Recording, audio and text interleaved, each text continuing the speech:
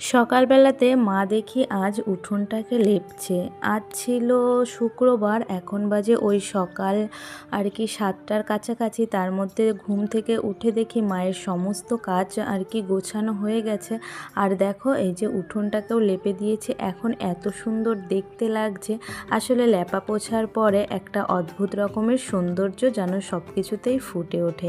নমস্কার বন্ধুরা, আমি সাথী, তোমাদের সকলকে একটি নতুন ভিডিওতে অনেক অনেক স্বাগত জানাচ্ছি। আশা করছি তোমরা সকলেই ভালো আছো ও সুস্থ আছো।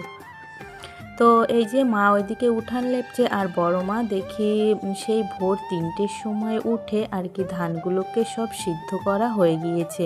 তো এই যে ধান সিদ্ধ থাকলে ওদের আর ঘুম হয় না ঠিকঠাক। ভাবতে পারছো, রাত 3টের সময়তে উঠেছে, এখন 7টা বাজে, তার অনেক আগেই এই ধানগুলোকে সিদ্ধ করা হয়ে গিয়েছে। আর আজকে একটু সকালের দিকটাকে কুয়াশা পড়েছিল, আর এখন আকাশটা দেখছি থমথমে হয়ে আছে। তো যেহেতু ধান সিদ্ধ করা হয়েছে, আকাশের এই অবস্থা থাকলে সকলেরই একটু টেনশান হয়। আর কি দেখলাম যে বৃষ্টির কোনো সম্ভাবনা নেই, তবুও হালকা করে একটু টেনশান সকলেরই হচ্ছিল। আর এই যে দেখো ধানগুলোকে এখন দুই পাশের উঠোনে সুন্দরভাবে নেটের উপরে মেলে দেওয়া হয়ে গিয়েছে। তবুও সূর্যি মামার দেখা নেই। তবে যে পরিমাণে গরম পড়ছে, দেখা যাক কখন গিয়ে রোদের দেখা পাওয়া যায়। এইদিকে আবার কিছুটা ধান এলোমেলো হয়েছিল, তো সেগুলোকে এই যে আবার কুলোতে করে খুব সুন্দর করে বড়মা ঝেড়ে বার করছে।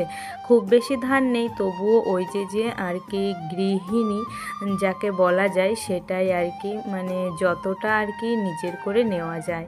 তো ওই যে তারপরে দেখুন চলে এসেছি আর কি, যেহেতু 1 জুন থেকে সকলেরই আর কি যে লক্ষ্মীর ভাণ্ডার প্রকল্পটি ছিল, সেটার জন্য কিছু সমস্যা নতুন করে আপডেট হচ্ছে।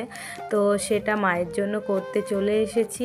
আর এসে দেখি এতটা পরিমাণে লাইন পড়েছে। লাইন দেখে তো মাথায় হাত, আমি বুঝতে পারছি না কি করব। তবে সকলে যেহেতু ছিল দাঁড়িয়ে, এখানে আমরাও ছিলাম সেই কারণে। তবে কাজটা খুব ভালোভাবেই হয়ে গিয়েছিল। এখন দেখা যাক কি হয়। আর তোমরা কে কে করলে সেটাও আমাকে কমেন্ট করে জানিও। তারপরে দেখি এই ছোট্ট পুচকির কাণ্ড কারখানা, দেখুন কিভাবে তার মায়ের ছোট্ট ফোনে সে নিজের সেলফি তুলছে। এইরকম সময়ে আমাদেরও কিন্তু ফোন ছিল, সেটা ছিল 10 টাকার ওই টেলিফোনটা, যেটাতে ওই যে কাটা লাগা গানটা বেজে উঠতো, সেটাই ছিল আমাদের নতুন আর কি ফোন বা প্রথম। তো সব কিছু মিলিয়ে এতটুকুই ছিল ব্লগটি। তোমাদের কেমন লাগলো তা অবশ্যই কমেন্ট করে জানিও। সকলে সুস্থ থেকো, ভালো থেকো। আবারও খুব শিগগিরই দেখা হবে একটি নতুন